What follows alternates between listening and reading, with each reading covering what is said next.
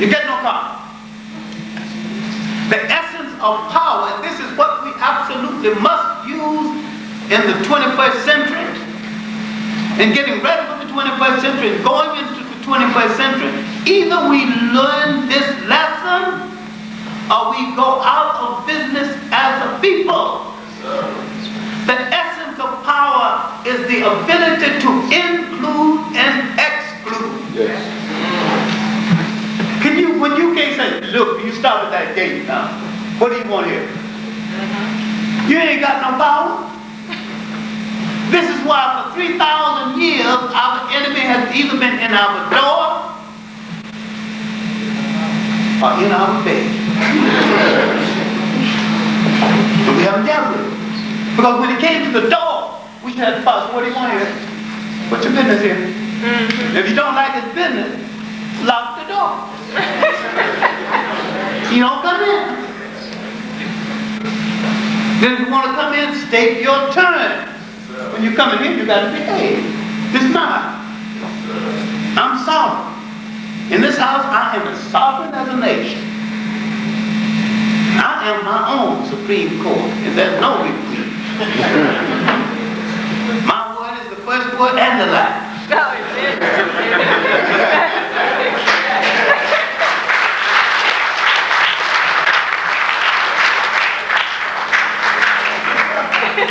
If you go into the 21st century without a knowledge of how to handle power, you just forget it.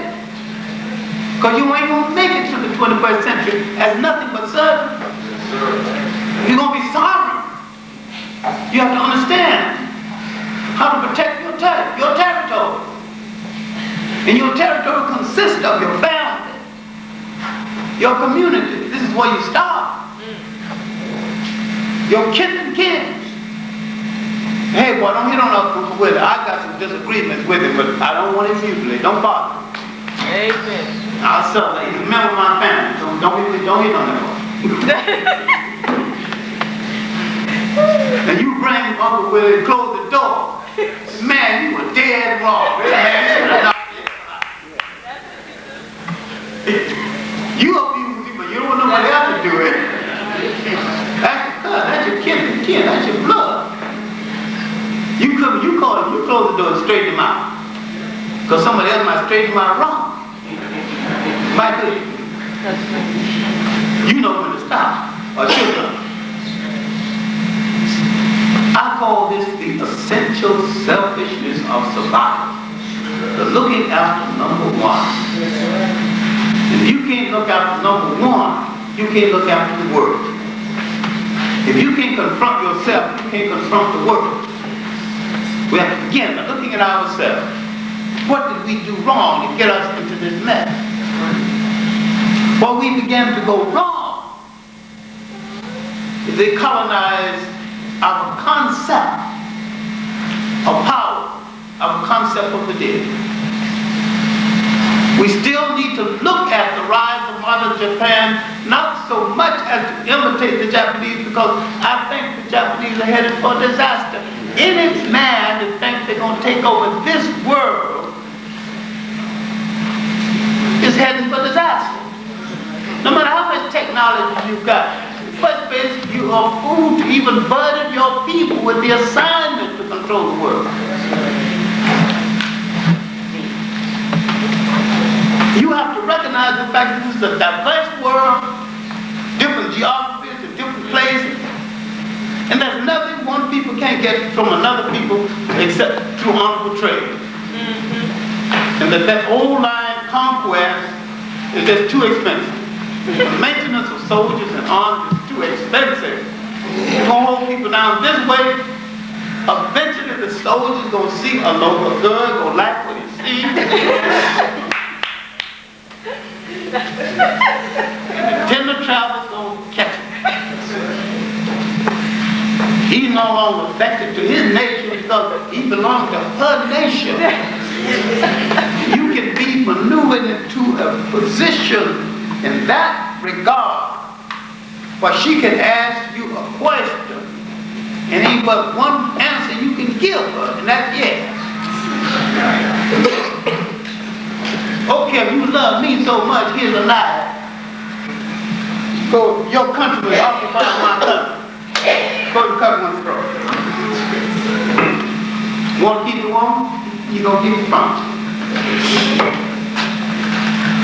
That's a good illustration of the point. 1/3 of all the Japanese invaded Manchuria and China, never went on. Got tired, worried, war. Looked around and saw a good Chinese girl make my home right in. Never saw home again. 100,000 of the Russians who left Russia to fight on the front outside Russia never went home. Thousands of the Nazis who invaded Russia never went home. See, why any man want to downgrade women? Because the woman have determined the tide of war and sentiment throughout the ages. Once she appears, you start thinking things over.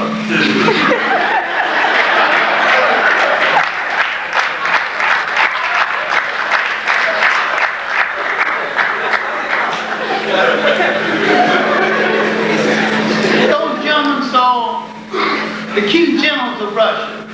General Snow, General Wind, General Rain. They got tired. They didn't know what direction Germany was in. Everything was white. Then a Russian lady shows up. And he's cold and hungry. Like a child, he wants warm. Like a warm comfort. There are two nations in the world you should never invade. China and Russia. They don't conquer you. They let you conquer yourself. You turn yourself over to them. Okay, now, my main point here in moving away from the South African situation is that you have to understand Clement Kadele's powerful union so challenged South African power. So they began to erect the most vicious past laws during this period. Ramsay MacDonald of London, of England, betrayed him and later became a conservative. When he asked Ramsay MacDonald for help, Ramsay MacDonald dumped all the dissident Soviet communists out of the party and sent them to South Africa to help Kadele. They destroyed Kadele's union, fighting among themselves. And when they found a party in South Africa, it was an all-white South African Communist Party. This is why, when the South African Zulu radical champion, who was a nationalist, saw no contradiction in being a South African nationalist and a communist at the same time, got expelled from the party. Now the party, having faced Moscow, and Joseph Stalin told them, you come to Moscow with an all-white delegate. A delegation. What kind of party can you have in a sea of blackness, not a single black member? The head of the party was A.E. Bunting, whose son Brian is still living in London, trying to write his father's Bible. Next time, Bunting brought some black. Later on, a decision was made to nominate a black as the head of the party. Robert Brooke, who wrote the best book on the subject called Time Longer Than Rope, the best book a white person ever written on South Africa. Time Longer Than Rope. Robert Brooke. He was in house arrest. He's dead now. He stepped forward and said, I nominate the African John S. Marks, and he had to run for his life. Because the communists said, how dare you nominate a black man to take over this party? Now, black communists are not ready to deal with the racism in the Communist Party. Black Muslims are not ready to deal with the racism in Islam. Black Christians are not ready to deal with the racism in Christianity. And they do not understand that racism does not stop at the door of white Christianity, white communism, or white anything.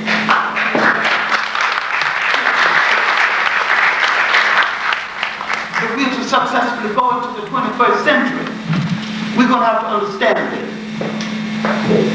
Now, there are revolts all over Africa. And because I've laid out more in my mind than I could do in 2 semesters, I will devote this whole thing to Africa and come back another time and talk about how this affected the Caribbean and how it affected Black America. Now, revolts all over Africa. The Zulu revolt. In East Africa, in Sudan, the Mahdi revolt. Muhammad Ahmed. Further down in Somalia, a revolt led by Muhammad bin Abdullah Hassan, known as the Mad Mullah, using Islam as a rallying cry. In West Africa, the revolts of the Ashanti people, mistakenly called Ashanti. And further up, another revolt led under the French, led by Muslim-oriented revolters. Second Touré's grandfather, Samori Touré, the great Dahomey, with his female army. Jose Owili, called the King Shah. Another revolt inside what became Nigeria, revolt of Usman Dan Fodio, the House of Fulani Wall. In North Africa, the Rift War. My main point is the whole of the African 19th century was a century of fighting and wars, and these wars came into the 20th century. And into the 20th century, Africa was asking some serious questions about their destiny. And these questions continued.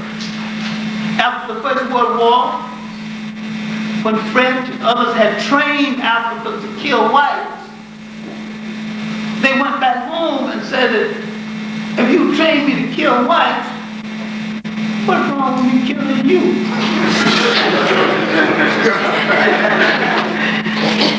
You what?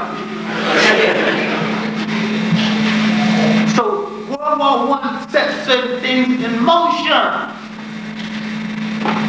And an entire movement was set in motion in what is now gone, then called the Gold Coast. After the exiling of Prempeh, the exiling of his cousin, Yeka Santua, a young politician, took power and cased the Hayford and converted